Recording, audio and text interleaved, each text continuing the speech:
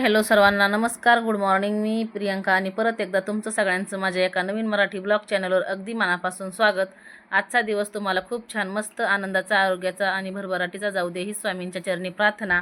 तर बघा, आज सकाळी सकाळी व्हिडिओला सुरुवात केलेली आहे आणि तुम्हाला देव ही सगळे किचन वाट्यावरती दिसत असतील. कारण देव आहे ना खूप मळालेले होते बरं का. कारण बऱ्याच दिवस झालं देवांना घासलं नव्हतं, म्हणजे स्वच्छ केलं नव्हतं. तर आज मी छान असे देव सगळे देवघरामधले एका डिशमध्ये काढून आणले आणि छान अशी पितांबरीने घासून घेतले. ते एकदम छान असे निघाले होते बघा. तर असं कधी कधी करावं लागतं, म्हणजे घरामध्ये देवपूजा झाल्याच्या नंतर छान वाटतं. तर आता सुट्टी लागलेली आहे, मुलं पण अजून झोपीतच आहेत, पण म्हणलं चला आता काय स्वयंपाकाचं एवढं लवकर लगेच टेन्शन नसतं, तर मग अगोदर देवपूजा करून घेऊ. तर मग मी देव स्वच्छ सगळे घासून घेतले पितांबरीने. त्यानंतर देवारा सगळा पुसून काढला. त्यानंतर त्याच्यामध्ये वस्त्र पण अंथरून घेतलं. तर हा ब्लाऊज पीसच आहे आणि त्याच्या साईडने मी अशी टिप मारून घेतली तर छान दिसतं बघा, असं वेगवेगळ्या डोळ्यांना पाहिला. त्यानंतर मग छान अशी देवपूजा केली, रांगोळी वगैरे काढली आणि मस्त अशी माझी आजची ही देवपूजा झालेली आहे. आणि सकाळ सकाळ अशी देवपूजा केली की भारी वाटतं बरं का घरामध्ये आणि एकदम प्रसन्न वातावरण होतं. तर ही आजची देवपूजा आहे. तर कशी वाटली तुम्हाला कमेंट बॉक्समध्ये नक्की सांगा. त्यानंतर स्वामींची पूजा झाली, दारामध्ये रांगोळी झाली आणि मला लगेच स्वयंपाक बनवायचा होता.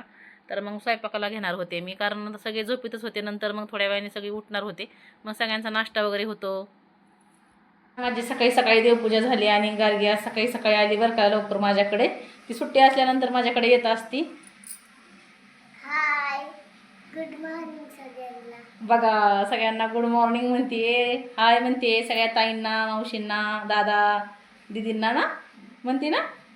हां, आणि बघा आमच्या गार्गीचा छान असा लूक मस्त केलाय आणि छान दिसतीये. तर चला आता मला स्वयंपाक वगैरे बनवायचा आहे. कशाला आली गार्गी? कशाला आली? सिद्धी दीदीकडं आहे ना घरात, ये चल. मम्मी आज काय बनवणार आहे? राजमाची भाजी आणि चपाती. तुला काय खायचंय? शेवायची खीर. बघा, बनतीची फरमाईशी आहे सकाळ सकाळ शेवायची खीर. तर मग मी दूध तापायला ठेवलंय, आता बनवते नाश्त्यासाठी. सगळ्यांना शेवायची खीर आवडते. तर भाजी तयारी करून घेतली आणि तो राजमा थोडासा उकडायला लावलेला आहे, त्यामुळे मग मऊ शिजतो ना, त्यामुळे पीठ पण मळून झालंय आणि आता दूध तापायला ठेवले. आता अगोदर खीर बनवून घेते. तर इथं बघा, मी शेवायची खीर बनवण्यासाठी शेवाया घेतलेल्या आहेत. आता ह्या मागच्या वर्षीच्या आहेत बरं का, म्हणजे घरी सुजी काढून मशीनवरनं करून आणलेल्या आहेत. आता मला बनवायच्यात, आता एवढ्याच राहिलेत ह्या. तर संध्याकाळी मी बनवायला जाणार आहे, म्हणजे 5 वाजता ऊन उतरल्याच्या नंतर. तर चला आता शेवायची खीर बनवून घेते आणि नंतर स्वयंपाक करते. शेवयात ना मी तुपामध्ये भाजून घेते बरं का. तुपामध्ये अशा मस्त एकसारख्या लाल अशा भाजल्या ना, शेवयाची खीर खूप भारी लागते. तर अशा तुपामध्ये भाजायच्या आणि दूध टाकून शिजवायच्या. नंतर साखर टाकायची थोडीशी त्यामध्ये चवीनुसार आणि विलायची पावडर टाकायची, आवडीनुसार ड्रायफ्रूट टाकायचे आणि एकदम भारी बनते बरं का ही खीर. आणि आमच्या घरामध्ये शेवयाच्या भातापेक्षा खीर जास्त आवडते. सगळ्यांच्या नाश्त्यासाठी ही खीर बनवणार आहे. बघा, मस्त आपली शेवयाची खीर बनवून तयार झालेली आहे. यामध्ये मी थोडंसं काजू आणि चारोळ टाकलेले आहे आणि थोडासा खोबऱ्याचा आणि खारकीचा कूट पण टाकलेला आहे, म्हणजे ज्याला जो आपण सुंठवडा म्हणतो ना, अगदी त्या पद्धतीचा. तर एकदम मस्त लागते. आणि ही खीर मी अशीच थोडीशी दाटसर ठेवली बरं का, कारण माझ्या मुलांना जास्त अशी पातळ आवडत नाही आणि एकदम भारी लागती.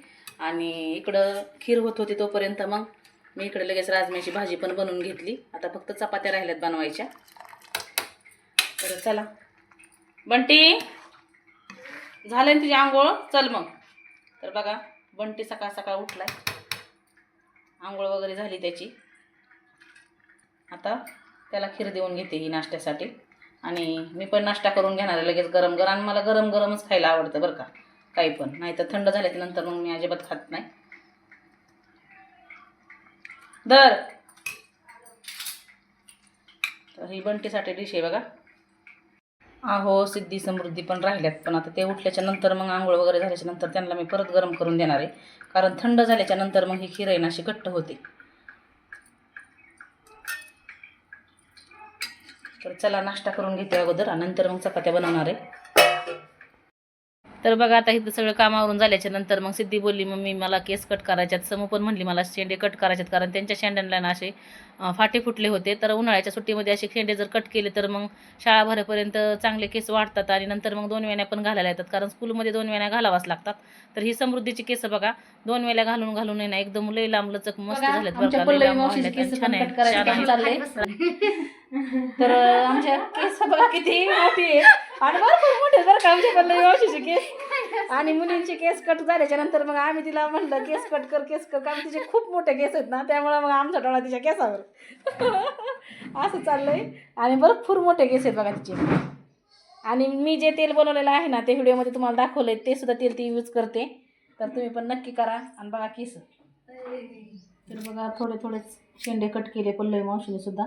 जास्त काही एवढे केले नाही तिथे पाहू शकता. कारण शेंडे कट केले ना खरंच केस वाढतात बरं का. जे फाटे फुटलेले असतात ना ते सुद्धा कमी होतात. तर बघा आता वाजले आहेत 6. बाहेर तर अजून ऊन आहे पण वारं भरपूर सुटलेलं आहे. तुमच्याकडे वारं आहे का ते मग कमेंट बॉक्समध्ये नक्की सांगा बरं का. कारण एवढं वारं सुटलंय ना नुसतं भराभरा दिवसभर चालूच आहे. आणि आता थोडासा उशीरच झालाय पण शेवया पटकन करून मिळतात आम्हाला. काही जास्त नाही फक्त 2-2 किलोच्याच करून आणायच्यात. माझी मैत्रीण आणि मी निघालोय दोघीजणी. तर उन्हाळा काम बाकीचे आमचे सगळे बनवून झालेले आहेत. तुम्ही व्हिडिओमध्ये पाहिलेच असतील. पण म्हटलं चला आता शेवया पण थोड्याशा आणावा करून. आणि आता ऊन आहे तर वाळून चळून डब्यामध्ये व्यवस्थित राहतात. तर निघालोय. तर चला आता आम्ही चाललोय शेवई बनवायला. तर इकडं आमची पूनम मावशी लई दिवसातून बाहेर पडली बरं का. छान दिसते. आणि या मायाताई त्यांच्या जाऊबाई मोठ्या. आणि ही आमची गार्गी. तिचा लुक बघा कशी छान दिसतोय. आणि कुठं चालली गार्गी तू? कशाला? फिरायला? बरं जावा. आम्ही पण चाललोय आता. खाऊ घेऊन येणार ना मला? बाय. चला आता आम्ही पण चाललोय.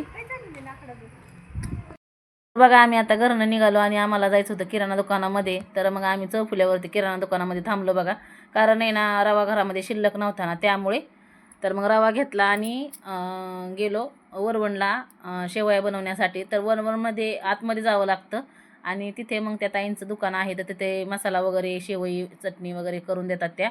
तर ती माझ्या मैत्रिणीच आहे. तर मग आम्ही गेलो होतो आणि जाताना आम्हाला पार 5:30-6:30 वाजले होते कारण खूप उशीर झाला होता. नंतर मग आलो त्या दुकानामध्ये आणि दुकानामध्ये आल्याच्या नंतर मग तिथं काही एवढी जास्त गर्दी नव्हती बरं का. मग त्या ताईंनी लगेच आमच्या शेवया बनवायला घेतल्या. तर मग त्या मीठ आणि आता 2 किलो रव्यामध्ये 1 किलो गव्हाचं पीठ मी घरनं चाळून नेलं होतं ते घातलं आणि त्यांनी त्या मिक्सरमध्ये टाकलं आणि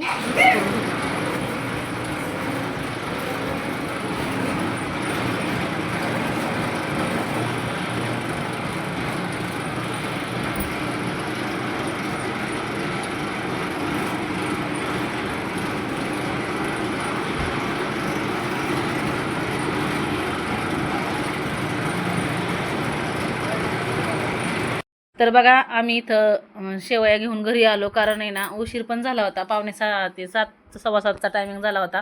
अंधार पडला होता आणि आम्हाला घरी आल्याच्या नंतर स्वयंपाक पण बनवायचा होता. तर माझी मैत्रीण मग मला घरी सोडलं आणि ती तिच्या घरी गेली. तर मग ह्या शेवया मी त्या ताई बोलल्या होत्या की शेवया गेल्या ह्या लगेच फॅन खाली सुकवा नाहीतर मग त्याच्या अशा गाठी बांधतात कारण थोड्याशा त्या ओलसरच असतात ना त्यामुळे. आता मी ह्या शेवया बेडशीट अंथरून त्याच्यावरती अशा शेवया पसरून घेतल्या. आता रात्रभर फॅनच्या हवाखाली सुकवणार होते आणि त्यानंतर 2 दिवस कडकडीत अशा उन्हामध्ये जर वाळवल्या ना तर व्यवस्थित अशा हवा बंद डब्यामध्ये जर ठेवल्या तर व्यवस्थित अशा टिकतात बघा ह्या. तर ह्या शेवयांची खीर भातापेक्षा शेवयाची खीर माझ्या मुलांना जास्त आवडते त्यामुळे मी ह्या बनवून आणल्या होत्या. 2 किलो रव्याला 1 किलो गव्हाचं पीठ घालून थोडंसं चवीनुसार मीठ घालून बनवल्या होत्या. तर छान झाल्या होत्या बघा. आणि त्याच्यानंतर मग शेवया पसरून घेतल्या आणि मग मला स्वयंपाक पण बनवायचा होता. तर उशीर झाला होता. तर मग आजचा व्हिडिओ मी इथेच एंड करणार आहे. तुम्हाला आजचा व्हिडिओ कसा वाटला ते कमेंट बॉक्समध्ये नक्की सांगा. अशाच एका नवीन व्हिडिओसह तुम्हाला पुन्हा भेटणार आहे. तोपर्यंत सगळ्यांना बाय आणि पुन्हा एकदा श्री स्वामी समर्थ.